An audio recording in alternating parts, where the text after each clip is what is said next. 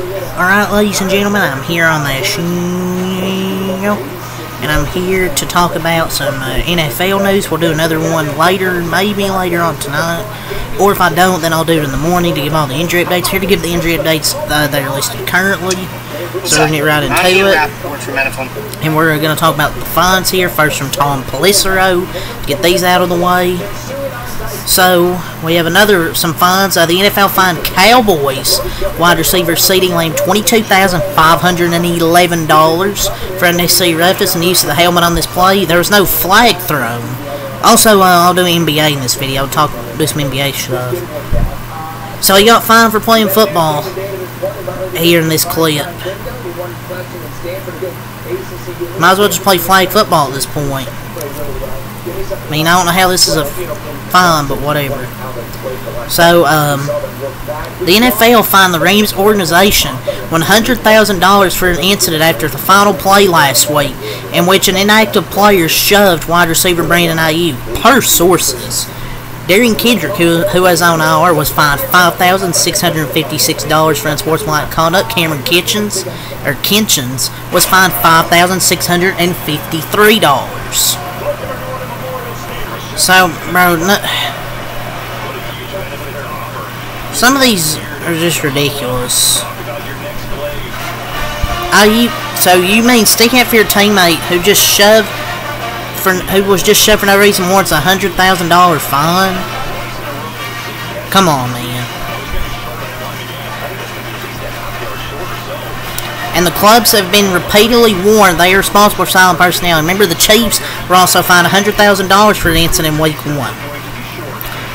I'm guessing these clubs won't care about that money. So the NFL, they fined Packers running back Josh Jacobs a whopping $45,000 for unnecessary roughness and use of helmet last week. There was no flag thrown. I'm tired of these fines. How are you going to just look at this after the game, but you're not going to call it during the game? The NFL is soft as baby shit. Meanwhile, the dude who headbutted Devontae Smith, and remember he spit on him, he got fined $4,000. This league is completely soft. Charmin Ultra Soft. The NFL, they fined Saints offensive tackle Trevor Penning $11,255 for unnecessary roughness. Blocked Eagles cornerback Darius Slay all the way into the bench last week. I mean, I guess that's a fair fine. You can't just shove somebody to the bench. Now, this is reasonable. Of all the fines that I've seen, this one's the most reasonable. So, the NFL fined Giants wide receiver Malik Nabers $28,128 for 2 unsportsmanlike conduct / violent gun gesture celebrations, a gun-like celebration in last week's win at Cleveland. This league, man, is so soft. Like, just utter woke nonsense by the NFL. The no fun league. Do you want your players to be robots out there, or do you want them to show personality and do fun celebrations, or do you want to be robots, NFL? What do you want? So the NFL fined Saints defensive tackle Christian Boyd $4,655 for unnecessary roughness, a hit last week that gave Eagles wide receiver Devontae Smith a concussion. So Josh Jacobs was fined over $40,000 for less egregious infraction, but this guy gets fined only $4,000 pocket change, but Derwin James got suspended. These fines make no sense. How do they make these fines? Like, stupid. Now we got our last fine, I believe. The NFL fined Lions safety Brian Branch $10,128 for unnecessary roughness use of the helmet last week on the play that put Branch and Cardinals tight end Trey McBride concussion protocol. He was fined another $10,128 for a separate incident in the game. Sure, it looks like two dudes lowered their helmets in that collision. I don't think either one should be fined. That being said, McBride is the one that lowered and led with his head. The NFL is just stupid with these fines, ladies and gentlemen. I don't know how much lower he could have gone. Like, what kind of horse shit is this?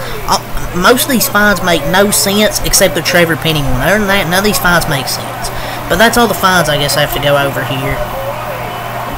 So now we'll get to all the injuries from Adam Schefter as of now. Chargers quarterback Justin Herbert is expected to start again this week against the #Chiefs, barring a pregame setback with his high ankle sprain, per Ian Rappaport, Tom Pelissero, and Mike Garofalo. So they will be shorthanded with several big names out, obviously, with Joe Alt, Rashawn Slater, guys like that. But Herbert likely plays if all goes well. I mean, this dude's willing to play through pain. I respect that, but it's a major risk, man. If it was me, I would just rest and recover. But we'll see.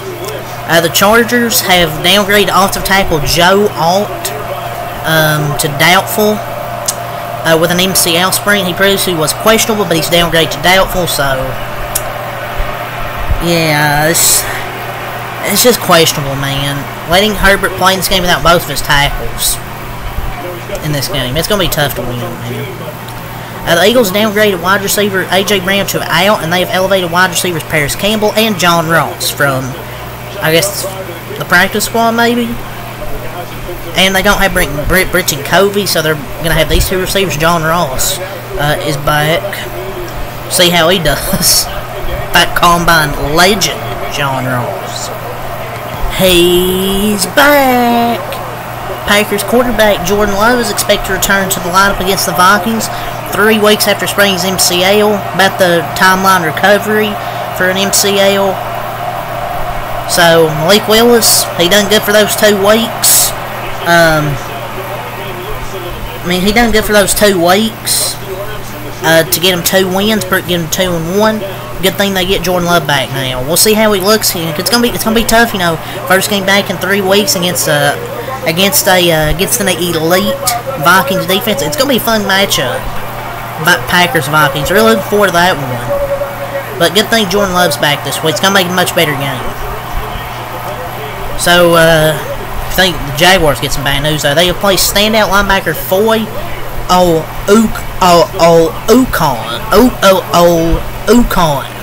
Fuck these names. Fuck the nerd community.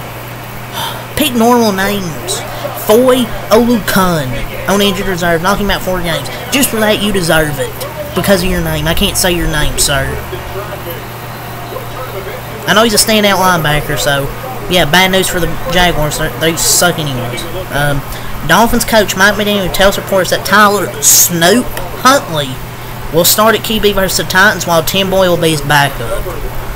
Oh, God. We get to see Tyler Huntley versus Will Levis on Monday night. I ain't watching that game. I mean, I'll watch like the first bit of it until the Lions Seahawks comes on, because I'm not watching this full game. I'll do a recap, but I ain't watching this full game. Pro Bowl QB Tyler Huntley to you, sir.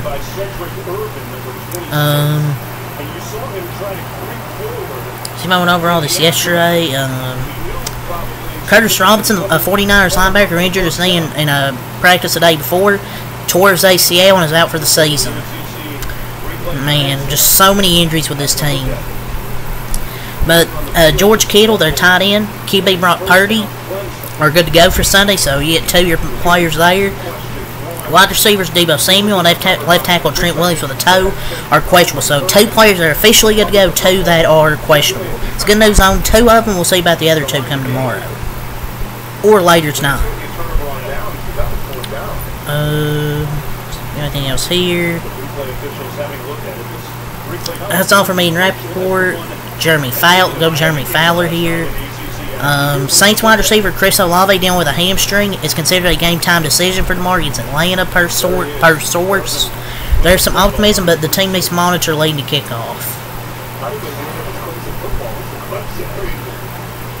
It's going to be interesting with him.